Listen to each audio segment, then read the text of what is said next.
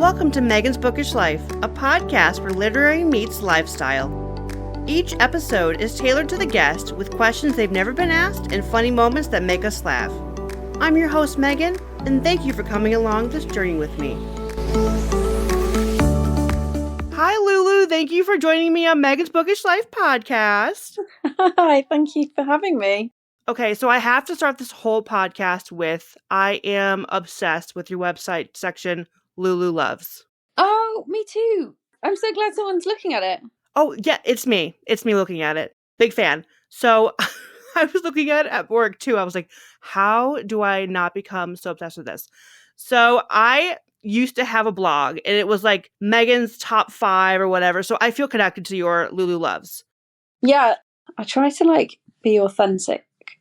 You did a good job too with that. What I put on. Yeah. There's all sorts. Yeah, there's wine, coffee, small businesses that I really like.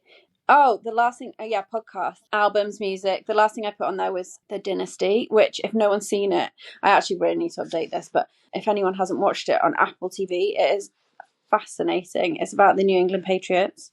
Oh, yeah. Yeah, it starts when Robert Kraft buys it, but then the real meat of the show, I think it's 8 episodes. It's basically the Brady relationship with Bill Belichick and up to the point where he left. But I honestly found it so compelling. I just binged it. I haven't heard much about that, but I've heard of it. So worth it? Oh, 100%. And I don't know anything about football, and I will say it right now, I have no plans to write a football series. And I've found baseball hard enough, and football, it just blows my mind. And I honestly was watching it, and it was incredible. It's the way that they built it as a brand. It's not so much about the sport, it's about the brand of the New England Patriots, which I absolutely find fascinating. And my professional background is around brand building, but it was brilliant. It's so good. Definitely go and watch it. You also have on there your favorite song from Cowboy Carter, which, by the way, is Levi's Jeans. It's so good. That is mine, too. I think it won the Grammy. It should. I don't know if it did. It should. I'm sure she was there. I'm sure maybe it was nominated, or it was nominated for a Grammy. That is my number 1 off the album, too. So you feel me.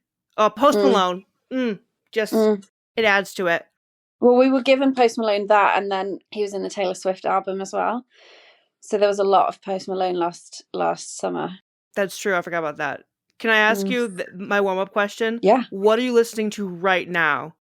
Do you mean music-wise or podcasts or... Music-wise, yeah. I listen to a lot of Fred again. He's an English DJ, kind of electronic DJ. He does... I don't even really know how you would describe him. It's just super easy to listen to in the background, but you could also go out and properly rave to his music. He came about, I think he sort of came about just before COVID, but I've definitely been listening to him for the past 5 years easy, and he's just something that I have constantly on in the background. But in terms of an actual album, the last thing I probably listened to was maybe Gracie Abrams. I really struggle with, music these days, because I used to just sit and write to music a lot. Actually, when I wrote The Baller, I listened to Adele a lot for some reason, which is weird, and I don't know why. And also, I listened to a lot of Imagine Dragons while I was writing this book, The Strike Zone, which is out tomorrow. But I don't listen to a huge amount of albums, because when I write, I can get really distracted. And so I have started, I think it was Candy that I saw, she was using this app called Brain FM, which is basically different frequencies of, well, I guess it's music, different frequencies of sound that enable your brain to concentrate on what you need to do, but it's unique to the way that your brain works. I think it's also really good if you have ADHD or you have trouble focusing, but it's different musics depending on the type of work you're doing. So if you need deep concentration, or if you're doing something that you just need a bit of background noise to, or if you need something that's creative, and they're all completely different. And it was really good. I found that super helpful. So I actually don't listen to a huge amount of music beyond when I'm in the car now, because when I walk my dog, I have podcasts on. But I listen to Cowboy Carter and I listen to Torture Poets, and most of the eras talk just consistently on repeat. But anything that's just easy to block out, I think, because you just don't need to, and you know it so well that it just sort of merges all into one. Is it something where on that app that Candy gave you, Is it lyrical? I can't listen to No, lyrics and write. no, and Okay, it's good. super weird. It's like, I mean, it is music, but it sounds, I can't really describe it. It's like the deep focus one has got a really low, heavy kind of droning sound. It has a tune, like it is musical, but it's not anything that you wouldn't hear on the radio. It's not songs. I think it's a scientific program, but look it up. Yeah. I found it so helpful. It just blocks everything out around you and you can just concentrate. You're talking me into it. I'm gonna be super Yeah, honest. and I think it was like £50 for a year, but you can have like a free trial for a month or something. To see if you like it. That's smart. Good for them. Yeah. Okay, so let's go back really quick about the beginning of your writing, but in a fast way. So you were thrown into the writing world in a very unique way that some people aren't. You pulled us Twilight by Stephanie Meyer and had a dream about a book, because she did that with Twilight. She had a dream, woke up, wrote it down. Did? Yeah. She was I didn't she woke know up one that. day, it was and she wrote it down, and there was a Edward something, and so you're pretty on track to be real big, let me tell you that. Wow, that is the first time I heard that. I never knew that, actually. I definitely read the first Twilight books. I think I saw the films for the other ones, but they came out quite a long time ago, didn't they? But they did, yeah. I don't think I never knew that. But yes, that is exactly what happened, and that would be nearly 5 years ago now.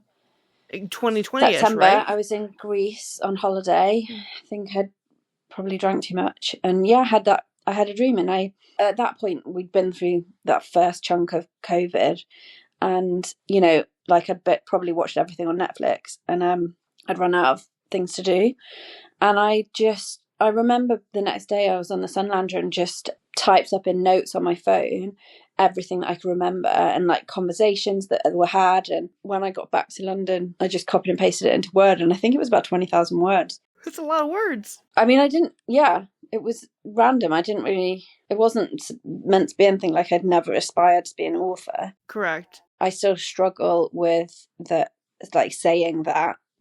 And if anyone asks me, I just say I work in publishing. What do you do? Yeah. I work in publishing.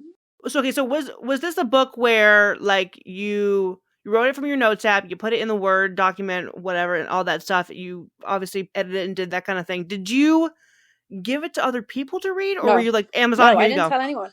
I told no one. I never got it edited. I didn't do anything with it. Oh my gosh, I love that. It's terrible. I did nothing with it. And I told no one, because it wasn't like a thing that I'd never planned to do anything with it. It was just something that I was doing at the weekends. Everyone was so bored out of their minds. Like, people were making sourdough and people were learning to play the piano, and I just did this. And so it wasn't a thing. Like, I wasn't trying to write a book. It just sort of happened. Did you feel more complete when you put it on Amazon? Because sometimes I feel things that aren't done until I know they are. You know what I mean? So you wrote the book, you put it on Amazon, where you're like, okay, we're done. I did it. I'm great. Yeah, because I think even when I put it up on Amazon, maybe I'd joined Kindle Unlimited before then. I must have joined Kindle Unlimited during the summer, but I didn't really understand the concept of it. And so it was more around just a thing to learn. And it was just to see how it worked. I can't really remember the nuances around why I did it or how I did it, or for whatever reason.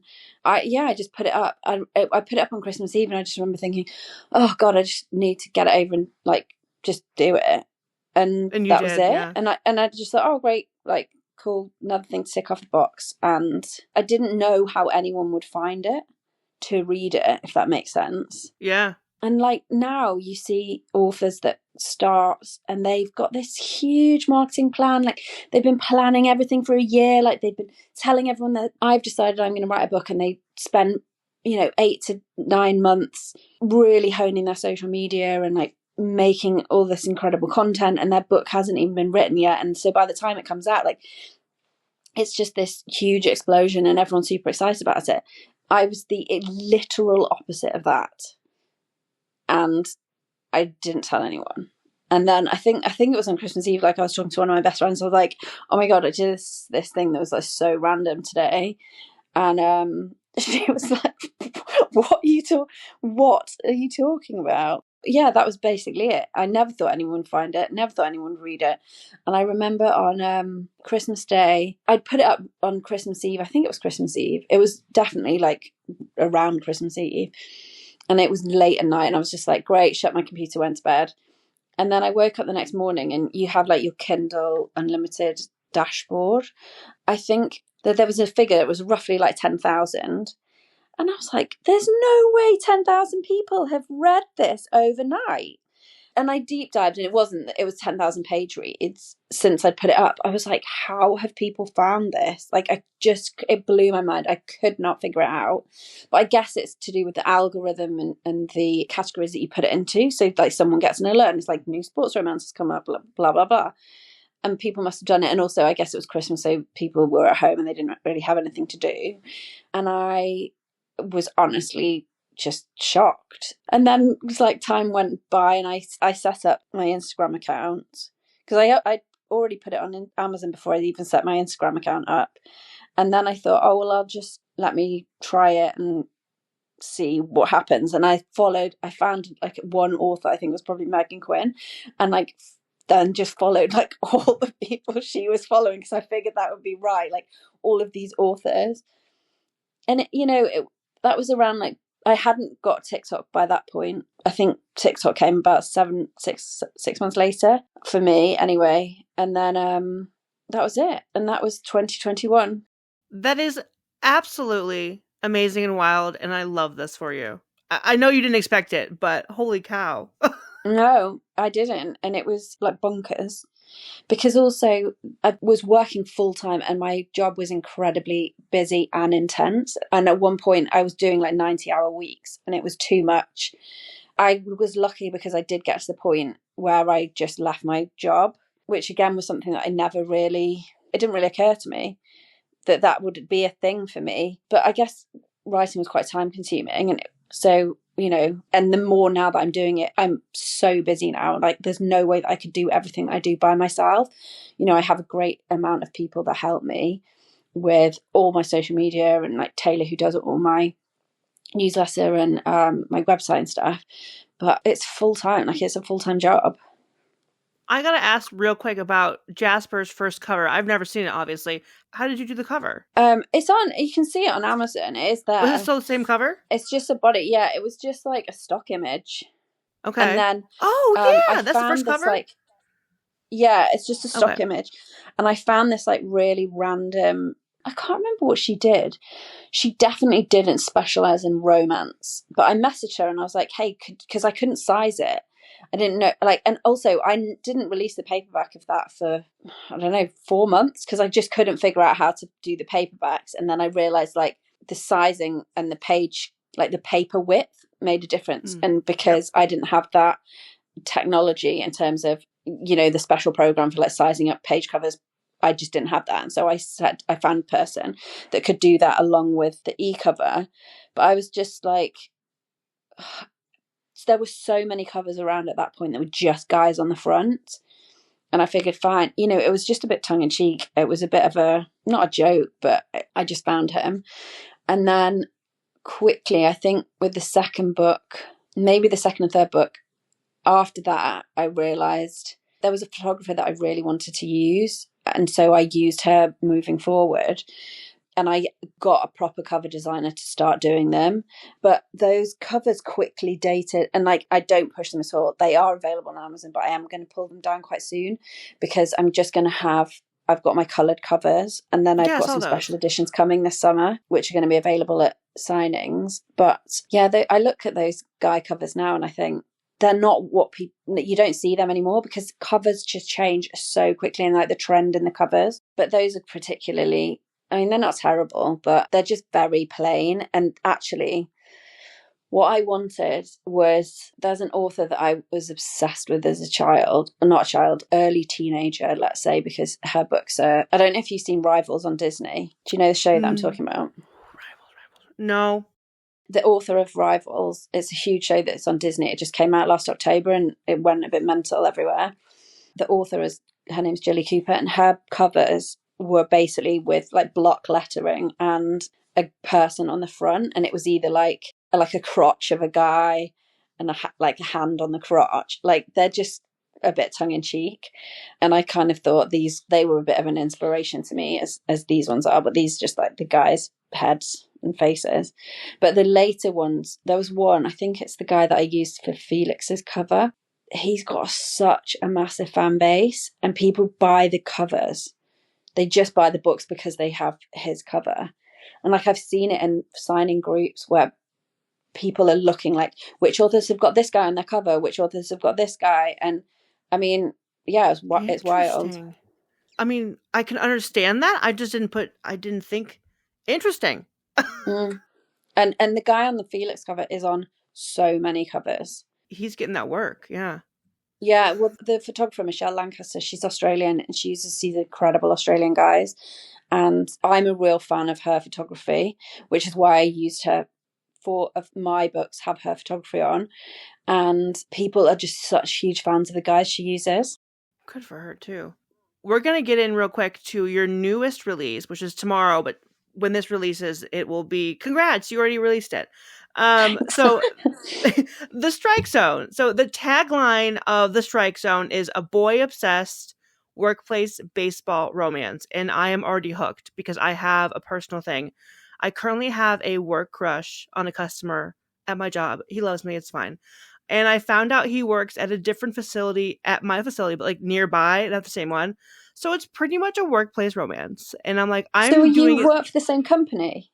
We do. So I work at one place, and he works at like the place with the pool next door, kind of. And I had no idea. So have you got like an internal Slack channel? We don't, but he comes in to work out, and I'm like, oh, didn't know you were coming in today. I checked when you worked out last on my computer because we have the same computer system. So it's a workplace romance. He just doesn't know it yet. I love that. I know, me too. Oh, God, I'm sweating. It's fine. But this book, Workplace Romance, obviously not the same, but I love the whole thing. I also feel like the baseball genre isn't as big as the hockey genre, but it's definitely growing. I've seen a lot more baseball, and I like sports. So I'm like, okay, I love that too. So you have written over, I think, 16 books from 2020. I have a few more that haven't yet been published. Okay. That are coming. I don't know where I'm up to be honest. I think I counted 16, but I think I could have been off. Is this the 16th? Is the Strike Zone the 16th? It might be. That's going to be published. Yeah, I think the one I'm working on now is my 18th or 19th. Okay. So the 20th, we have to like do a whole celebration that you wrote 20 books. I'm saying that to everyone else. Yeah, sure. Let's do that. That'd be great.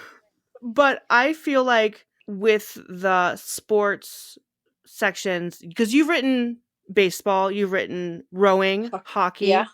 You've gotten billionaire, British royalty, which I love a good British royalty. Whew. I love that. But you're a author who doesn't stick to any one like small town only or hockey only. And I love that. As a reader, I want something different. And so The Strike Zone, I feel like, is something different in that whole series. Tell me why you don't stick to one genre. Like, is it something where a personal reason? Is it a marketing reason? Like, tell me why. No, it's not. It's all my books are linked, apart from the two rowing ones, because they're Penguin books. Like those are fully traditionally published ones, so they are not within my little Luluverse universe world. And the way it happened was, I started with hockey because I used to love watching hockey when I was doing my degree at university. And then I think I was reading hockey romance when it was COVID. And so I guess that's just where it all came from. But I started that first one with Jasper. And then I had my secondary characters, because if you've read any of my books, there are huge ensemble casts. Like I have a big casting of juicy side characters. And when I was writing the hockey books, I thought, like everyone's just feral for hockey. But I wanted to do something different. And one of my characters is the first book in the Billionaire series. And I wanted to do a trilogy of him with two of his best friends in New York, one of whom was always going to inherit a failing football team. And he would then like bring it around, and then they'd win the Super Bowl. And that would be a series. But I brought out Drew, which was my third hockey book, and everyone went absolutely crackers for a side character that was in it called Jupiter Reeves, who was the third baseman for the LA Dodgers, and everyone wanted his book, and so my plans changed. Penn, who's the billionaire, the third book in the billionaire trilogy, he no longer was going to inherit this failing football team. He inherited this failing baseball team, and Jupiter Reeves was brought over and helped save it for that first book. So that's kind of where it went. It's not that I really planned to do anything particularly different, or that I wanted to like stick to what I knew, because I don't really, the only thing that links with them all really is that they're all set in New York. But my next series, which is called the Valentine Nook Chronicles, which is the one, it was tied into my Christmas novel, where it's the Duke of Oxfordshire and his brothers, his family. That's going to be set in the English countryside. But the FMC for that book is a Hollywood actress, and she is the sister of the baseball player that has the fifth book in this series, which is out in June. But she's mentioned, like, she's a big side character in the last couple of books of the baseball series. So that's it, really. Like, it's not that I want to stick to any one particular genre, although if you want to call them all rom-coms, they are. But yeah, that it wasn't that I particularly know one or the other. You must have sticky notes everywhere to connect all these books and these characters. I don't know. You have to have written them down, because if they're all in your brain, you are an amazing person. They are in my brain. Really? I don't really you can connect them? Yeah, I don't. And I think like 4 or 5 books ahead at a time. So I have notes where I'd like dump down like everything that I'm thinking of, but it's not really like a cohesive thing. But it is. It tends to be in my brain. What I do struggle with is where I come up with like random character names and then I forget about them, and then they tend to pop up in another book for a totally different character with the same name, which has happened, and I've had to quickly delete it when I've done edits. But yeah, it's just I don't know how anyone else writes, or I don't know how anyone else works, because it wasn't anything I've never been formally taught or anything like that. Like I said, you're the next Stephanie Meyer. You're the next Twilight. I swear to goodness. I'm here for saying that, everyone. Okay, yeah, you're the first to say it. We'll see. Someone else has to compare it sometime in the future. I promise it'll pop up. Maybe. I don't know. Maybe I'm just quirky. I don't know. I'll take Twilight. it as a compliment. Yeah. Okay, so what is next for Lulu Moore? Give me the gossip that you're allowed to give me. Signings, books, whatever. So the Strike Zone's out tomorrow. That is the 4th book in the series. The 5th and final book in the series, Home Run, is out on June 12th. And then in July, I'm at Rare London.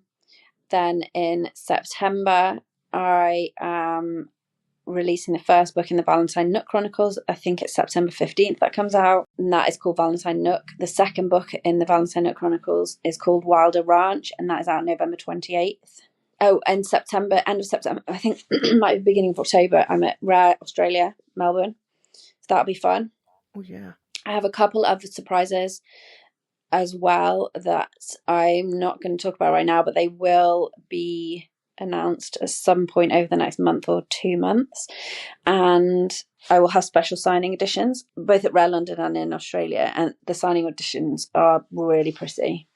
I'm excited about those. And I have the Tuesday Club is going to be available as a trilogy in a leather-bound cover. It's really incredible.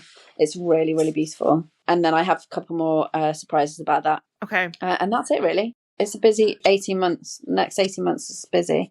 But yeah, it's going to be good. Are you talking me into getting a ticket? They're probably sold out by now, but I could just wait outside the venue of Rare London or Australia. Are you talking me into that? Just say yes. Yeah, you should definitely come. I don't know. I mean, there's a swap and ticket thread thing on the Rare. But me in Chicago. I think. Oh, it might be March. I'm in Dallas, but I keep calling it Magic with Bells, but that just happened. But it's the same one in Dallas next. What's it called? I'm so sorry, I've totally forgotten. That's okay. I'm going to one in Minnesota from the same people too. Oh, it's like yes. North Star. Yeah, I didn't go to that because it's in the summer, and I think there was some reason I couldn't make that. But I'm going to be in the one in March. Okay. I'm really, really excited. and then sometime in Chicago. Like not anytime soon, I understand that, but sometime in the future, hopefully. Yeah. We'll just say that. Manifest it a little bit. Yeah, for sure. I'm definitely going to be visiting at some point, so. Lulu, thank you for coming on Megan's Bookish Life podcast. You are such a joy, and I'm so honored you came on. Oh, thank you so much for having me. It was such a lovely way to spend an afternoon. Thank you so much for listening to this episode of Megan's Bookish Life. Don't forget to leave a review on Spotify or Apple Podcasts. And follow me at Megan's Bookish Life Podcast on Instagram.